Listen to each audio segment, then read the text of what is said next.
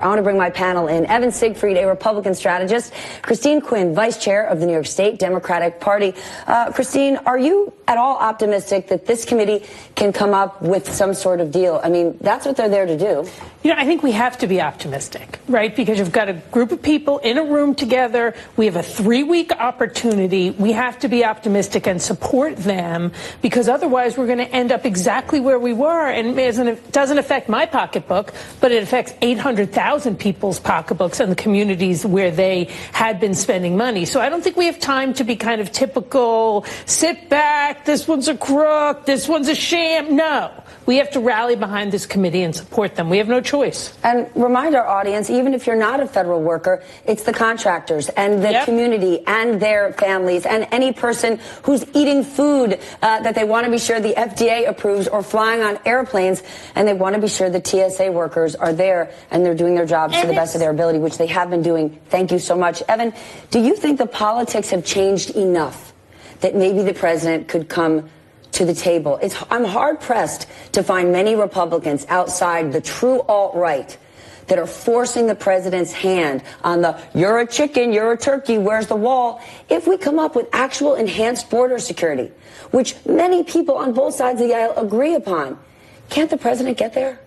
It depends upon what side of the bed he wakes up on. We've seen the president time and time again come out and say, I'm going to do something, and then the base goes crazy and he pulls the rug out. That's how we got to the shutdown in the first place. We had the continuing resolution that was supposed to go to February 8th, and then Mitch McConnell had it unanimously passed the Senate, and then the president heard from Mark Meadows in the Freedom Caucus, as well as Ann Coulter and other voices in conservative media. This is unacceptable. Then the shutdown began. Okay, but enough with Ann Coulter. Yeah. Could the president not get on television and speak to the country and speak to his base and say, working together, we have come up with an enhanced security plan that works for all? Who cares if Ann Coulter is sitting back in her seat with her Twitter finger calling him a wimp? Forget her. How Donald about the country? Trump cares because he likes that sort of the placebo effect of having his base adore him. He's never going to get that middle who's frustrated. And Donald Trump might very well do that. What I actually think will end up happening is he's going to declare the national emergency,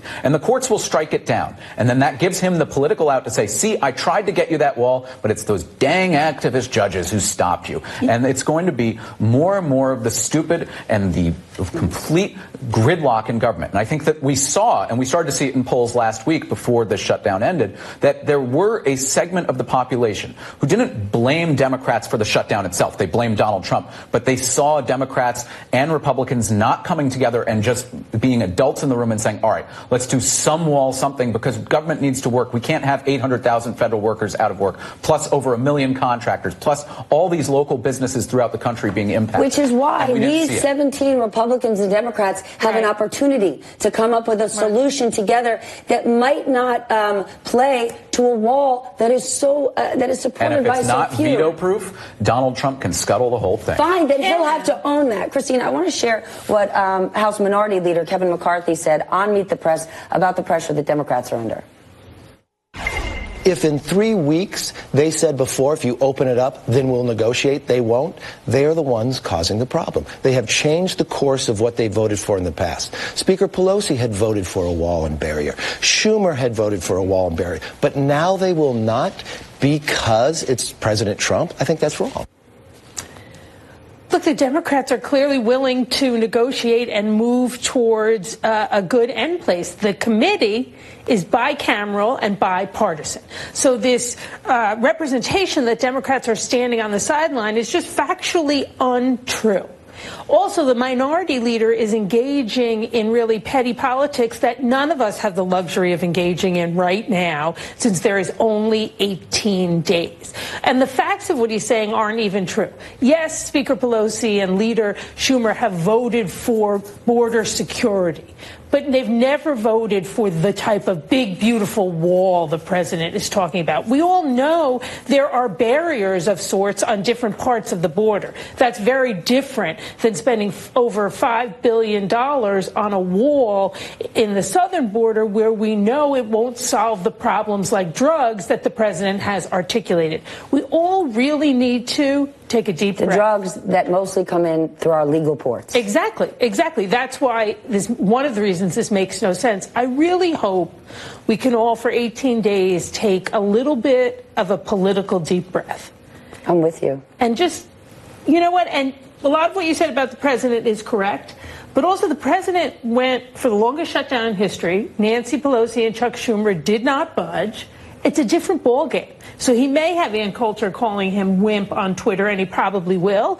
But he also has Nancy Pelosi not moving. He's in a box, and he's going to have to act differently because he's used to people blinking first. Evan, the other thing is, in being a deal maker, if this is about the art of the deal, a deal maker is not a winner take all. It's let's make a deal. So if Democrats work with Republicans on this committee and show up to the White House with something for the president, and he then denies it and he vetoes it, isn't he then boxed in? You know, for every Kevin McCarthy out there who wants to say Democrats are doing nothing and they're just being obstructionists, he'll be clowned in 18 days when they show up and say, well, we actually have something. Hakeem Jeffries this weekend is already talking about enhanced border security.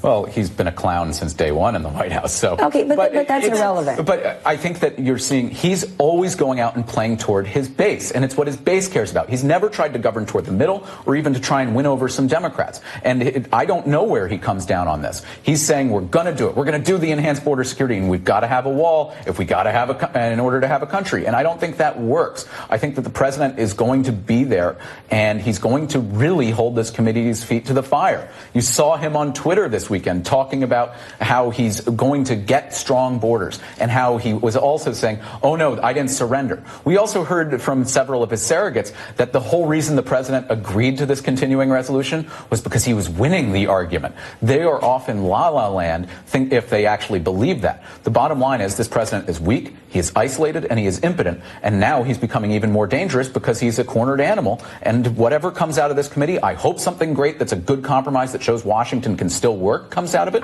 But the real X factor is Donald Trump. I'm with you. People over politics for the next 18 days. Yeah, we've got to go there because 800,000 people and the contractors and the supermarkets on Main Street all over the country. Everything you're saying about the president is true. But I'm going to choose to believe that these next 18 days are going to redefine what is possible in Washington. Let's not forget, at the same time the shutdown, which was horrible, was looming, we passed the crime bill, a bipartisan effort that brings justice to people who don't vote. This is so important. Nobody got behind criminal justice reform in a big way all of these years. To see this go through before Christmas, I mean, for people that don't have the right to vote, there's no big lobbying effort after. I'm optimistic. Good. There you go. We got to do things to help all people. And it's not just federal workers or their contractors. Remember, big business is saying this hurts them. I spoke to Arnie Sorensen of Marriott last week. He said their D.C. business has 150 properties, down 30%. Why? If the Smithsonian's not open, who's coming to visit? Smartest person. Besides, America already has that. I only hope that Starbucks is still paying me their rent in Trump Tower. Classy. Evan and Christine back with me. Christine, okay. What do you think about this? Because when Howard Schultz was asked, would he reconsider and run as a Democrat, he told the New York Times this: I feel if I ran as a Democrat, I would have to be disingenuous and say I believe things I don't believe because the party has shifted so far to the left. What do you make of all this?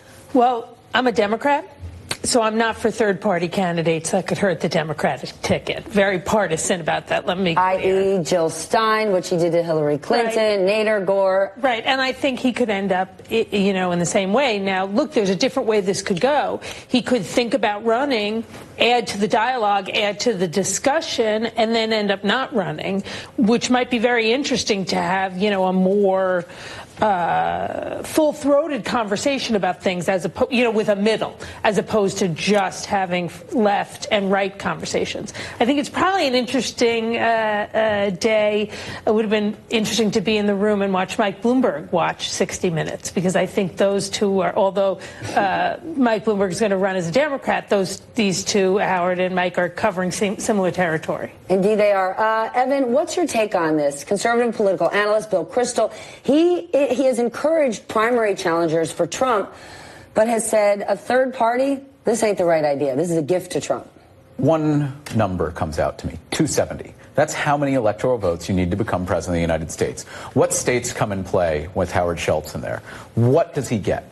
Not a single one. You know what's going on So are you here? saying unless we change the electoral college, there's no point in having a third-party discussion? No, I'm just saying that this is a third-party candidate who doesn't have any sort of constituency. Yes, there are people who are frustrated with the far left and the far right, but they're going to end up staying home, or if they're so upset at President Trump, they'll end up voting for the Democratic contender. And what Howard Schultz does is he hurts any attempt at Democrats having party unity and coming together for the general election. And I don't even know who's advising him. His advisors are giving anonymous quotes without even attaching their names to the press, saying, oh, there's absolutely a path for Howard Schultz there. And whoever's telling him this, they're a grifter. And anybody who's working with him, they like the paycheck, and they know there's no shot in hell. But will Howard Schultz's presence be a wake-up call for the Democratic Party that a move to the far left cuts out the middle? There is this moment where centrists are saying, I'm homeless, I care, where do I go?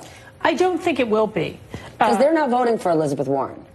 No, but they're not voting for Donald Trump either. So, and they may not vote for Liz Warren. We don't fully know that yet, right? But I think right now the Democratic primary base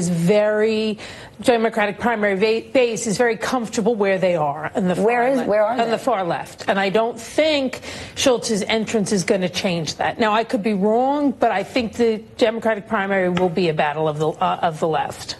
Last point, Kamala Harris, winning weekend? She did have a great rollout. She probably had the best rollout so far. It was a good rollout, but she still has a lot of questions to answer. She has to answer about her top aide's sexual harassment scandal, something she's refused to do when she praised him in his book. Further, she hasn't passed a single piece of legislation as member of the Senate. She hasn't been vetted. I think if I were an opposition researcher, I would absolutely be going and looking at all of the cases she prosecuted and whether or not any donors received special treatment. That's all where right, I'd start. so top of her list is to answer for sexual harassment issues from a top aide. She can answer that right after the president answers for his.